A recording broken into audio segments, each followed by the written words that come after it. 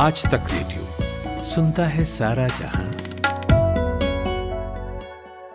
Ukraine Russia विवाद में आज एक खबर ऐसी आई जिससे कई दिलों की धड़कनें बेहतर हुई हैं।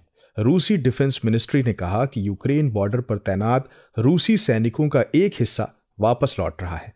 हालांकि बड़े स्तर पर सैन्य ड्रिल्स अब भी जारी हैं और ये साफ नहीं किया गया है कि सीमा पर मौजूद 1,30,000 रूसी सैनिकों में से कितने वापस लौट रहे हैं।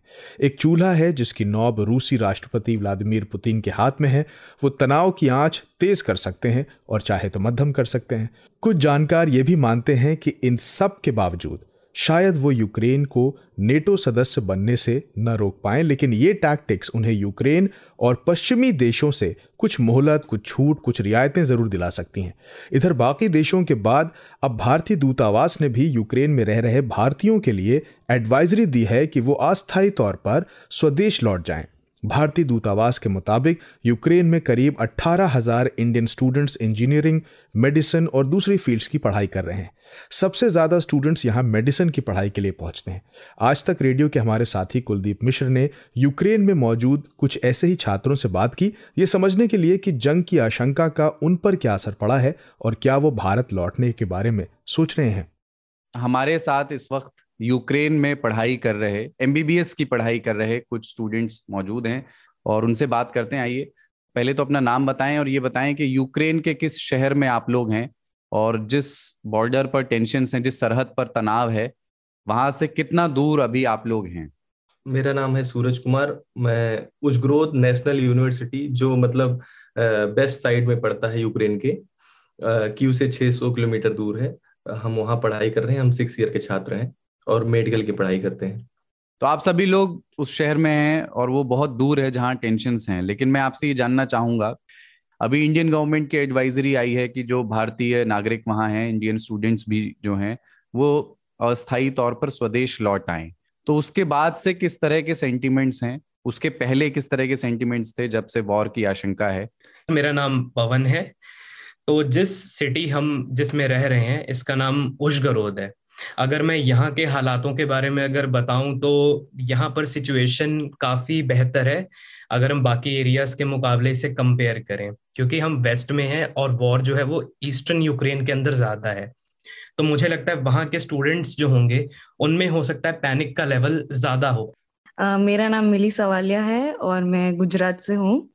तो मैं इस पे ये कहूंगी कि ऑब्वियसली घर से तो बहुत कॉल्स आ रहे हैं और काफी बातें हो रही है कि वापस आना है, क्या करना है, रुकना है। लेकिन यहाँ रह के ऐसे डर नहीं लग रहा इतना कि हम पे ही कुछ होने वाला है या हम बहुत अनसेफ है, वो वाली फीलिंग नहीं आ रही है। सो शायद हम ना जाए इंडिया वापस। मेरा नाम पुष्पेंद्र अष्टवाल है। ये आज ही नोटिस आया है एम्बेसी से कि मतलब जिनको भी टेम्पररी बेसिस पे घर जाना है वो जा सकते हैं। बट इसमें प्रॉब्लम ये है कि फ्लाइट्स की टिकट बहुत ही ज्यादा हाई हैं और कुछ कुछ फ्लाइट तो कैंसिल भी हो रही हैं।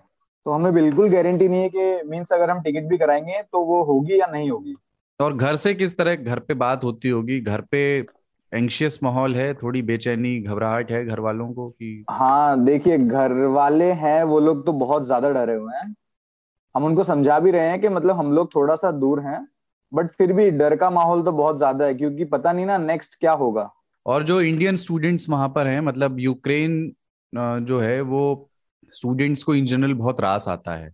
बाहर से बहुत छात्र वहां पढ़ने जाते हैं, आपके साथ भी दूसरे देशों के स्टूडेंट्स आए होंगे जो पढ़ते होंगे, पर इंडियन स्टूडेंट्स भी बड़ी संख्या में जाते हैं। एमबीबीएस करने भी बहुत सारे स्टूडेंट्स जाते हैं। वो कारण क्या है, अगर आप वो शेयर कर सकें? इस बहाने आपसे बात करने का मौका मिला है। इंडियन स्टूडेंट्स को यूक्रेन क्यों पसंद आता है पढ़ाई करने के लिहाज से? पहली चीज है कि यूक्रेन पसंद आता है वो है इसका कॉस्ट। जो यहाँ पे मींस फीस स्ट्रक्चर है वो इंडिया के मुताबिक काफी कम है। मतलब यहाँ पे जो मेडिसिन की फीस है वो बहुत ही ज्यादा कम है इंडिया के मुताबिक, और यहाँ पे रहने का खर्चा भी काफी कम है। और जो डिग्री मिलती है वो भी शायद ग्लोबली रिकॉग्नाइज्ड है। आप हाँ जी जी। वहाँ के जो पॉलिटिकल सिचुएशन है, आपकी एक जनरल ऑब्जर्वेशन उसके बारे में क्या है? जैसे यूक्रेनियन कम्युनिटी में, वहाँ के लोकल लोगों में रशिया को लेकर के या वहाँ के प्रेसिडेंट व्लादिमीर पुतिन को लेकर के लोकल्स में आप किस तरह के सेंटिमेंट्स आप देखते हैं? मैं देखता हूँ कि जैसे कि यहाँ पे दो टाइप के यूक्रेनियन है, एक प्रो रशियन है और एक है यूक्रेनियन। लेकिन जिस एरिया में मैं रहता हूँ ये एरिया पूरा यूक्रेनियन है, तो ज्यादातर मैं यही देखता हूँ कि ये लोग मतलब कि यूक्रेन को ही अपना कंट्री मानते हैं और प्रो रशियन सबसे ज्यादा वेस्ट साइड में है। तो वहाँ वाले सोचते होंगे, और जहां तक हमने सुना है कि वहाँ वाले ऐसे सोचते हैं कि हम रसिया एथनिसिटी जो वो अपने आप को फीलिंग करते हैं, वो एथनिसिटी जो यहाँ का एथनिसिटी है उसी से अपने आप को कैटेगराइज करते हैं। मुझे मालूम है कि बम आकर के आपके ऊपर नहीं गिरने वाला है, आप लोग बहुत दूर हैं, बट वॉर शुरू होगा तो कई तरीके से वो अफेक्ट तो कर सकता है। क्या ऐसा होता है कि सुबह उठते हैं और उठ करके सबसे पहले खबर देखते हैं? रोजमर्रा की जिंदगी में तो भैया कोई फर्क नहीं पड़ा, लेकिन जब हम मतलब न्यूज देखते हैं या इंटरनेट पे चेक करते हैं तब वहां से एक मतलब एंजाइटी दिखती है, क्योंकि ऑलरेडी यहाँ पे एक बार वार हो चुका है 2013 में, जो क्रीमिया और लुगांस पे हमला हुआ था।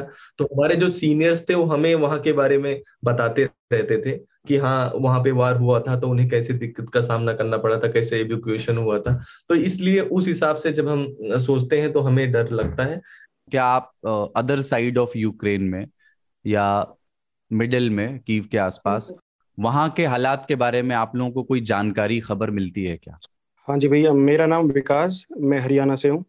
और जैसे कि मेरी बात हुई थी कुछ दोस्तों से जो कीव में हैं, तो हमारे यहाँ पे थोड़ी इतनी टेंशन नहीं है, लेकिन जो दोस्त वहाँ पे पढ़ रहे हैं वो काफ़ी थोड़ा डर का माहौल बना हुआ है, क्योंकि आर्मी वहाँ से निकल रही है।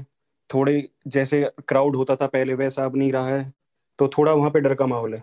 तो अभी आप लोग भारत लौट रहे हैं या नहीं इंडियन गवर्नमेंट की एडवाइजरी के बाद? एक्चुअली जब भारत की एम्बेसी और जब जेलेंस्की का बयान आया उसके बाद से हम सोचने लगे हैं जाने के लिए, लेकिन जेलेंस्की का कहना है कि 16 तारीख को ही वार स्टार्ट हो जाएगा, और आज ही भारत सरकार की तरफ से एडवाइजरी आई है। तो हम कैसे फैसला ले, बहुत कंफ्यूज हैं, और हमारा 6 ईयर है, 2-3 महीने का ही कोर्स लेफ्ट है, तो इसलिए हम उस तरीके से बहुत अच्छे से डिसीजन नहीं ले पा रहे हैं, क्या करें। जी, हम नहीं जा रहे वापस ऐसे, मत क्योंकि थोड़ा टाइम का ही कोर्स बचा है, तो कोई मतलब नहीं है इस बात का वापस जाने का, सो अभी हम नहीं जा रहे। यूक्रेन के पश्चिमी छोर के उज़गरोद शहर में रह रहे भारतीय छात्रों से बात कर रहे थे कुलदीप मिश्रा।